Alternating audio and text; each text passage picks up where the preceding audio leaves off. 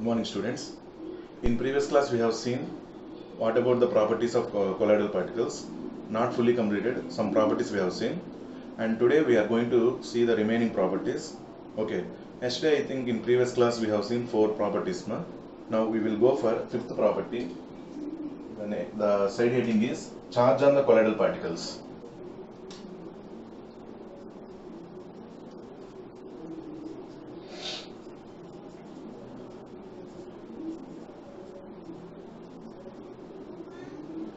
What is that? Charge on the colloidal particles. Now let us see what about this charge. Colloidal particles always carry an electric charge. Colloidal particles always carry an electric charge. That might be positive charge or negative charge. Okay. The nature of the charge is same on all particles in a given colloidal solution. If it is positive, throughout the solution, all the particles will carry positive charge only.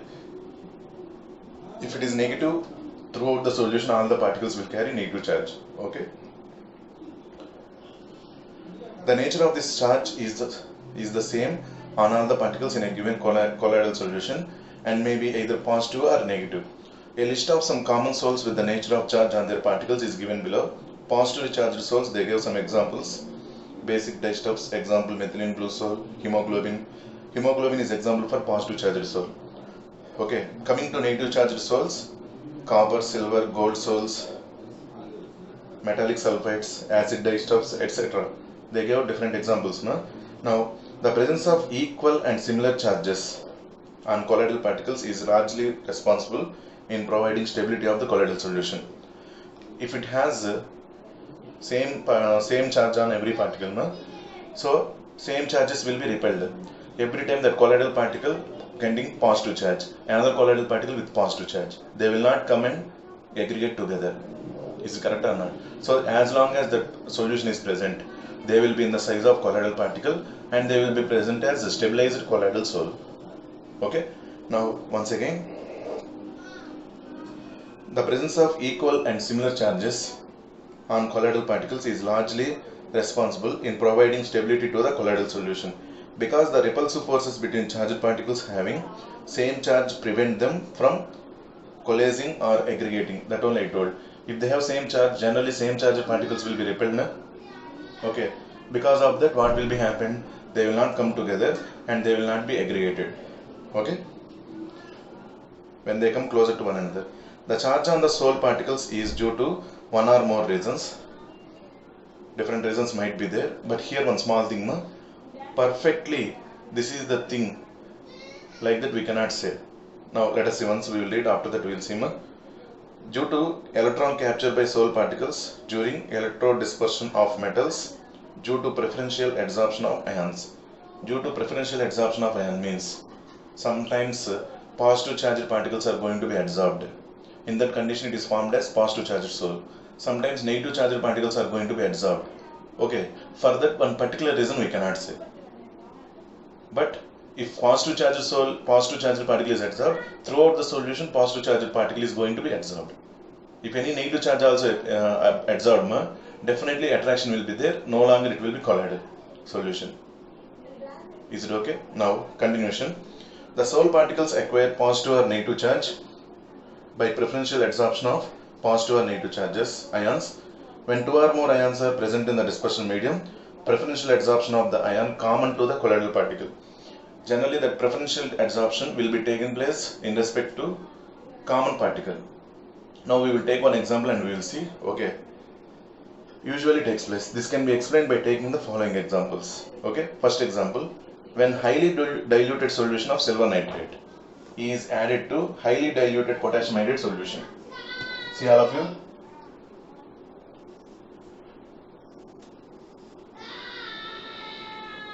This is the solution of potassium iodide. This is the solution of potassium iodide in which K plus ions and I minus ions will be present. So many K plus ions as well as that many I minus ions will be present.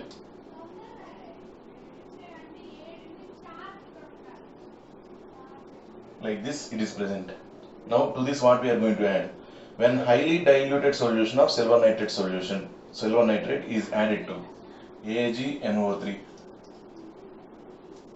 Okay, silver nitrate we are adding drop wise. This is the beaker which contains silver nitrate.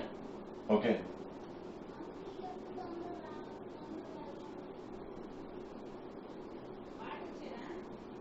Like this drop wise we are adding. Okay, ma'am. Now let us see what is going to happen when highly diluted solution of silver nitrate is added to highly diluted potassium iodide solution. The precipitated silver iodide absorbs iodide ions from the dispersion medium. Okay, here the thing is simple one only. Here this drop contains Ag plus NO3 minus ions. Okay, so we added one molecule of AgNO3. So one molecule of AgNO3 contains 1 Ag plus and NO3 minus. 1 Ag plus and 1 NO3 minus. Okay, see all of you. Only one thing we have to observe, that is this is added drop wise. From this little amount of AgNO3 is coming. Little amount. This is present in bulk. K plus ions and I minus ions are very large amount they are present. Is it okay? Now this one particle of AgNO3 contains 1 Ag plus and NO3 minus. But so many K plus ions and I minus ions are present in the solution already. Already they are present in the solution. Now this Ag plus and I minus will be combined to form as AgI. Ag plus and I minus will be combined to form as AgI. So I am going to write this one as AgI.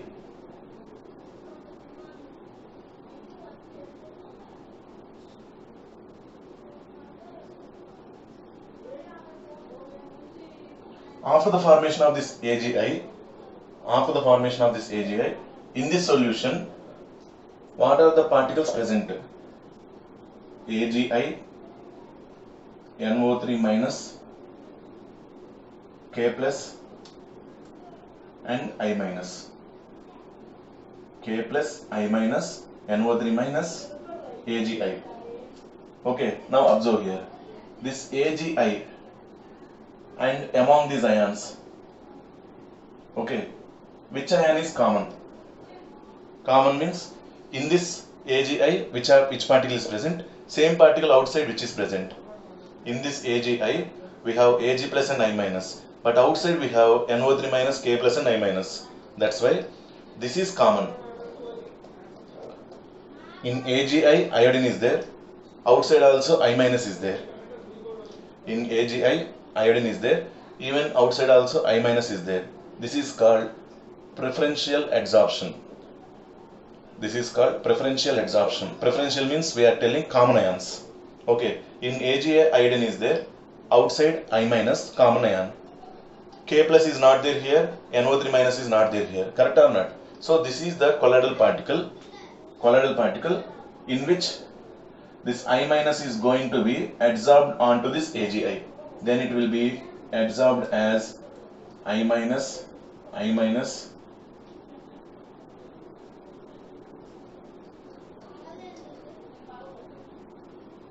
like this. Then this is totally called colloidal particle.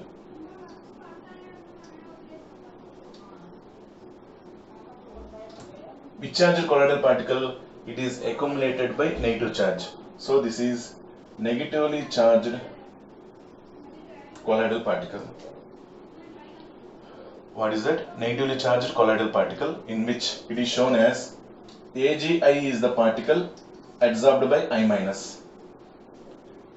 AgI is the particle which is adsorbed by I minus. It will be getting negative charge. Okay, now immediately we have to observe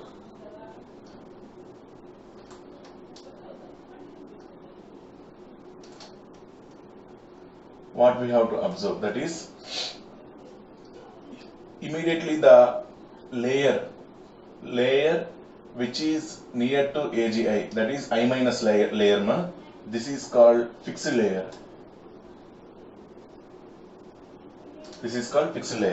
Now surrounding this I minus, K plus ions are going to be adsorbed because of opposite charges. surrounding this I minus, one more layer is going to be formed, which is a K plus ion because of opposite charge. So here K plus will be getting absorbed.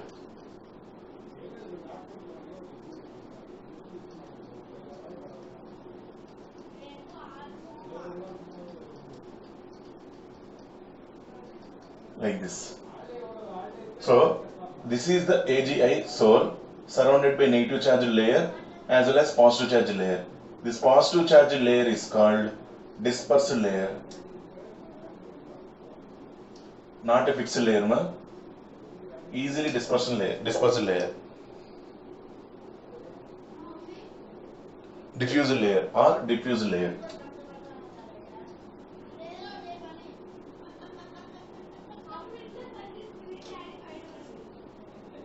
Okay, actually this K plus layer is not that much attracted towards AgI like I minus layer.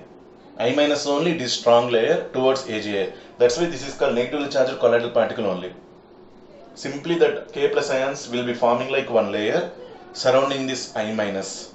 Okay, mainly our entire concentration will be on AgI surrounded by which particle? That is I minus. That's why it is called negatively charged colloidal soul only. Okay, one more time.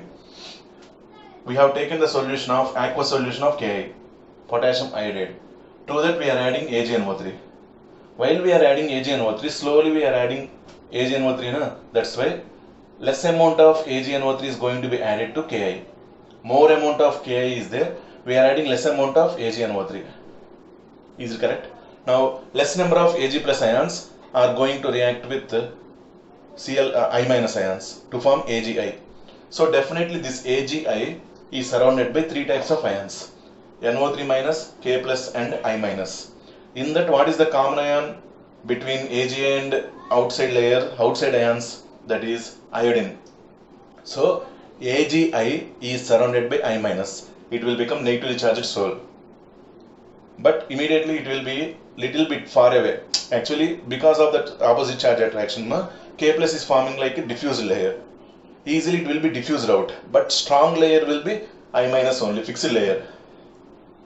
Okay, this is negatively charged colloidal particle only, but we will say that K plus ions are also attracted towards that particle. But it is not forming in the size of suspension. That size, that K plus ions are forming like not a fixed layer. It is a diffuse layer.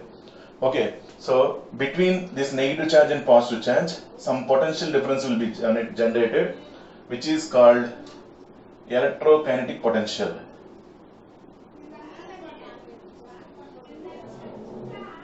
Or zeta potential.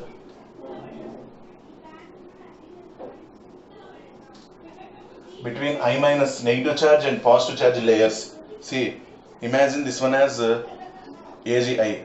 Surrounding that I minus layer is there. Surrounding that K plus layer is there.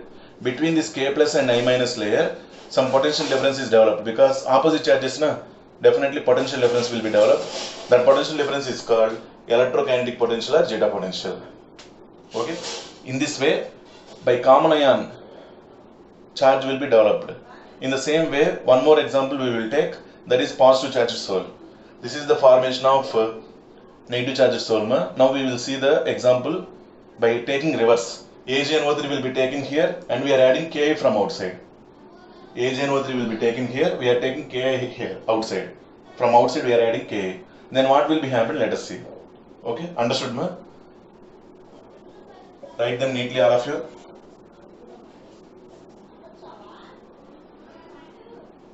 That AgI is surrounded by I minus and that layer is surrounded by K plus.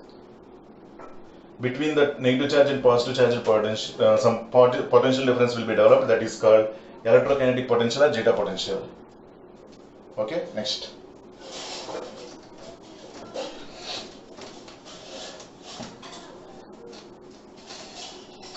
In the same way, if you take AgNO3 solution here, then which ions I will present? Ag plus NO3 minus, Ag plus NO3 minus, Ag plus NO3 minus. Like that we have taken AgNO3, aqueous AgNO3 solution. We are adding from outside, that is Ki solution. sorry, reverse ma.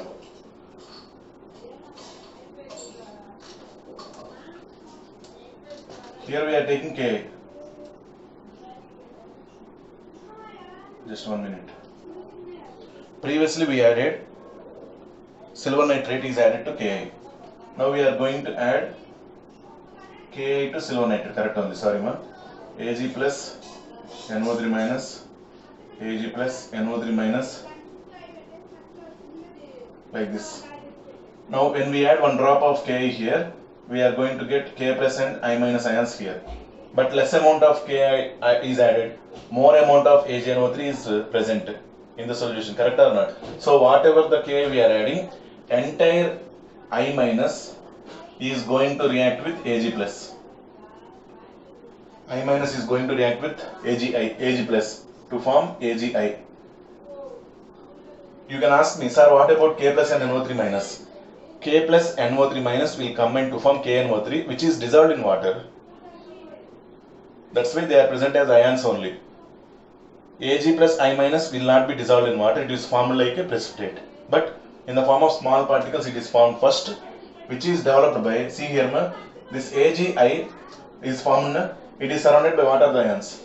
NO3 minus, K plus, NO3 minus, K plus and Ag plus. 3 ions also. This AgI here it is formed, same AgI only, but it is differentiated in surrounding ions. NO3 minus, K plus and Ag plus. From AgI and Ag plus, the ion which is common, that is silver. That's why this AgI is surrounded by silver ions.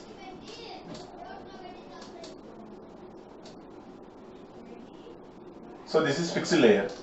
Then this is called positively charged soul. Immediately this total positive charged ball is surrounded by NO3 minus ions, which is formed like a diffuse layer. But the diffuse layer charge we are not going to bother about.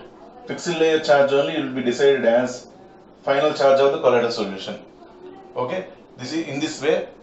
This is positive charged soul, which is represented by AgI slash Ag plus. Positive charged soul. Previous one, negative charged soul. Okay, ma? When AgNO3 is added to Ki solution, we will get negative charged soul. When Ki is added to this AgNO3, we are going to get positive charged soul. Like this, one more example they give. Let us see that one.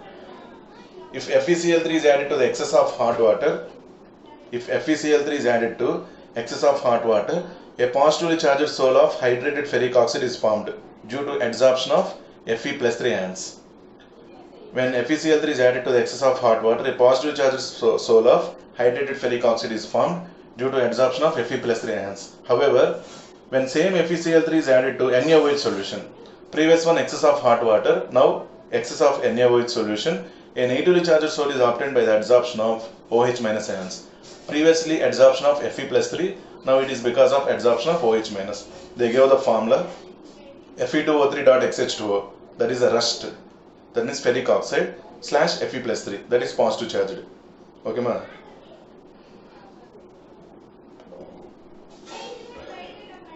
Fe2O3.XH2O slash OH minus, that is negative charged. This is about charged colloidal solutions. Now we are going to see some more data about this one. The combination of the two layers of opposite charges around the colloidal particles is called Helmholtz electrical double layer. Helmholtz electrical double layer. The two layers will be commonly called as Helmholtz electrical double layer. According to modern views, the first layer of ions is firmly held and is termed fixed layer, while the second layer is mobile, which is termed diffuse layer. Figure 5.13 depicts the formation of double layer. Since separation of charge is a seat of potential, the charges of opposite signs on the fixed and diffused parts of the double layer results in a difference is developed in a capacitor. This potential difference between the fixed layer and the diffuse layer of opposite charges is called electrokinetic potential or zeta potential. Okay, if two particles of an insoluble material, that is precipitate, do not have double layers, they can come close enough and attractive van der Waals forces pull them together. When particles possess double layer as shown in figure 5.13, the overall effect is that particles repel each other at large distances of separation. This repulsion prevents their close approach. If they approach, they are formed as suspension. If they don't approach, it is remained as colloidal solution. They remain dispersed and colloid is stabilized. Okay, ma? This is about charge. I hope you understood in what way we have considered. Remember, this definition, this example you can remember very well. This is because of common ion. Okay, ma? Next. Coming to sixth one, that is electrophoresis.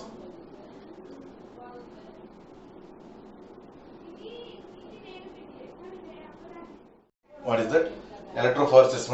The existence of charge on colloidal solutions is confirmed by electrophoresis experiment. Whether the charge is present on colloidal solution or not, that is confirmed by electrophoresis technique. What we are going to do? Let us see.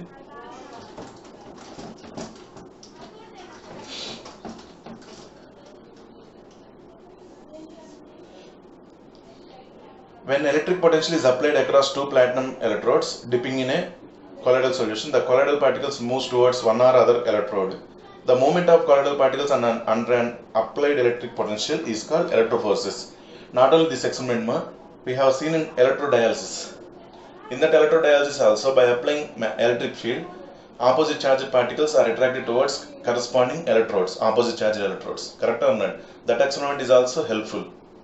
Now this experiment is also going to help whether the charged particle is present on colloidal solution or not.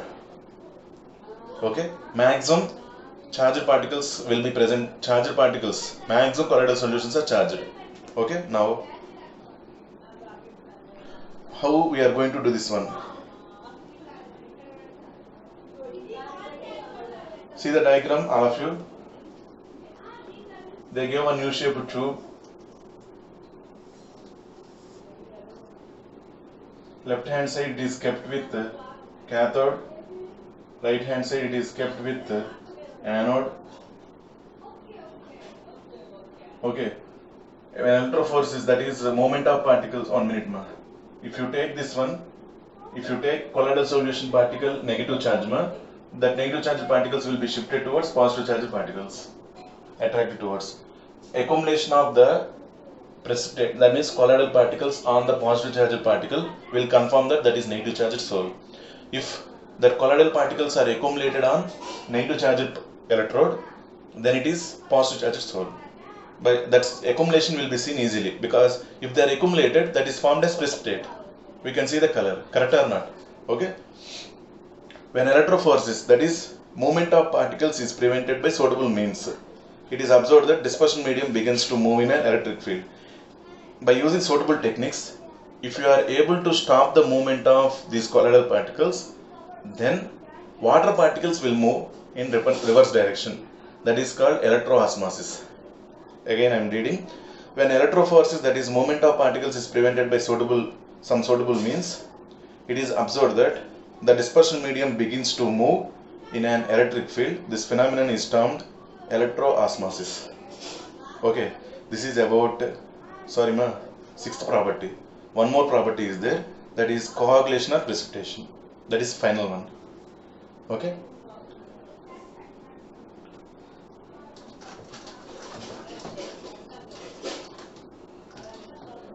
Just once go through like a story, you will understand easily every point. No problem at all. Coagulation or precipitation. The stability of the leophobic soul is due to the presence of charge. If the charge is removed, one small example, they are talking about first point, the stability of the leophobic. Leophobic means attraction between that solvent and this colloidal particle will be very less. Correct or not? Is it correct now? That is leophobic soul. It is because if it is stable, then that stability, why it is stable, that reason is definitely that is charged particle. Okay, now see. Stability of the leophobic souls is due to the presence of charge on colloidal particles. If somehow the charge is removed, by using suitable techniques, if the charge is removed, the particles will come nearer to each other to form aggregates or coagulate and settle down under the force of gravity. Then precipitate is formed. Okay. Blood also whenever it is present in our body, as long as it is present in our body, generally it will flow from one part to another part. By thing, if it is bleeded, definitely it will be coagulated. Is it correct or not? That one, that some vitamin, it is responsible for the coagulation, like that we will see. Okay, but when that bleeding is happened at the skin wound cells, some cells are going to create one layer, okay, which is nothing but one layer which is preventing blood to be bleeded out, not to be bleeded out. That is regarding biology, you will understand. At the same time, coagulation also we will see according to chemistry. Okay, now let us see. Definition of this coagulation is the process of settling down of colloidal particles is called coagulation or precipitation of the soul. Coagulation of the lyeophobic sols can be carried out in the following ways. Previously, how sols colloidal particles will be stabilized. Now, how colloidal solutions can be coagulated, because both are important only. As long as blood is present in our body, it should be behaving like a colloidal solution. It should flow easily. At once, if it is wounded, any part is wounded, same thing if it is continued flowing, blood completely will come out, there is a serious damage to the person. Correct or not? If it is coagulated, then only it is good for us. When a wound is happened, if the blood is coagulated, then only it is good for us. So, colloidal solution, behaving of the blood as a colloidal solution, and as well as coagulation also important. That one we have to understand. Okay.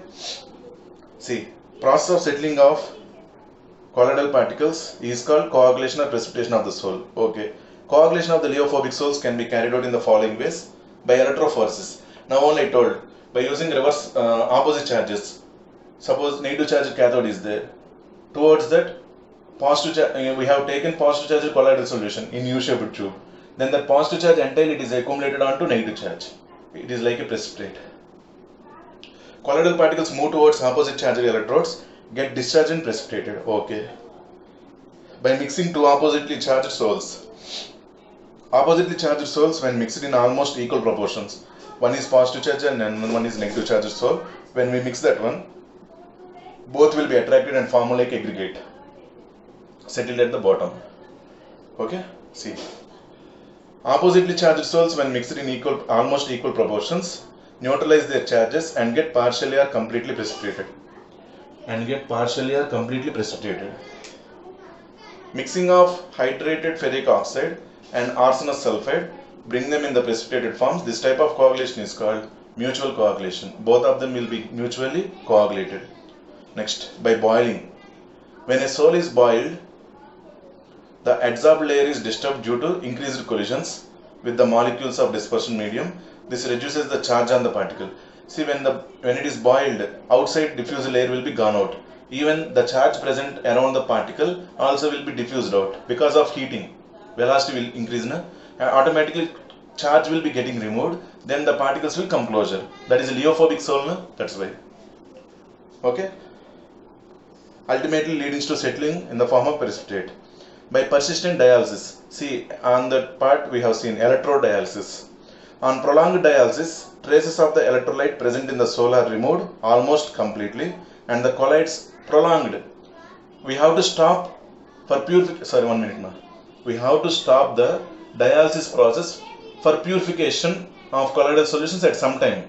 If you prolong that dialysis process continuously, total electrolytes will come out from that membrane and only particles, colloidal particles which without charge will be present and they will be precipitated.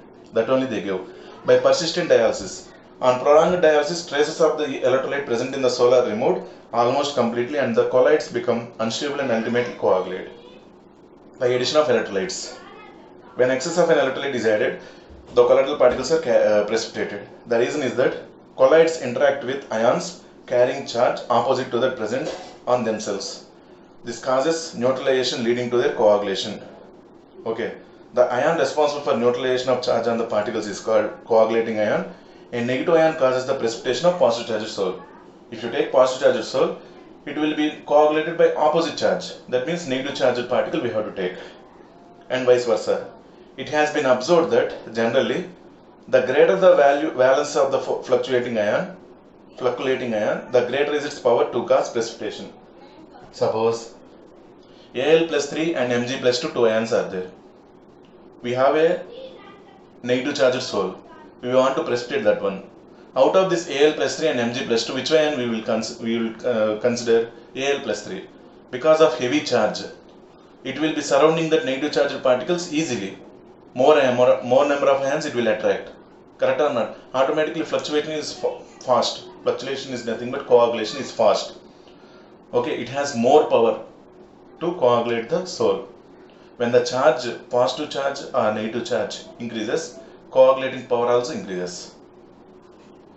They give the example. K4 FeCN6 minus 4. It has minus 4 charge. PO4 minus 3. SO4 minus 2. Cl minus. When the charge present on that one decreases, automatically coagulating power also decreases. Al plus 3 greater than Ba plus 2. Ba plus 2 greater than Na plus. These positive ions have the capacity to coagulate negative charged soul. These negative ions have the capacity to coagulate positive charged souls.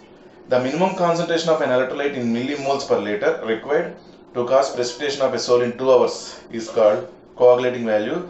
The smaller the quantity needed. When the quantity needed is less, it has more fluctuating power.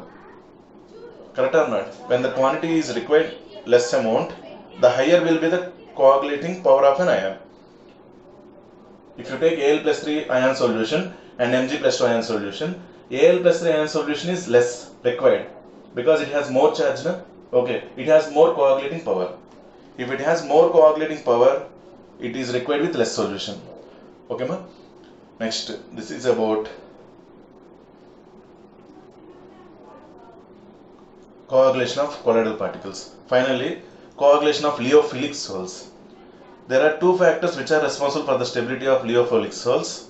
These factors are the charge and solvation of the colloidal particles. When these 2 factors are removed, a lyophilic sol can be coagulated. This is done by adding an electrolyte and by adding a suitable solvent.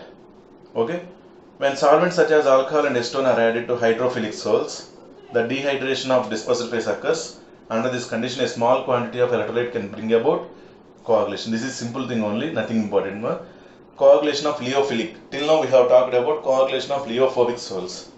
Finally, protection of colloids. Lyophilic sols are more stable than lyophobic. This is due to the fact that lyophilic colloids are extensively solvated. That is, colloidal particles are covered by a sheath of the liquid in which they are dispersed. Okay. Lyophilic colloids have a unique property of protecting lyophobic colloids. Then mutually, lyophilic colloids can protect the lyophobic colloids. When a lyophilic sol is added to the lyophobic sol, the lyophilic particles form a layer around the lyophobic particles and thus protect the latter from electrolytes. Lyophilic colloids used for this purpose are called protective colloids. Okay, ma?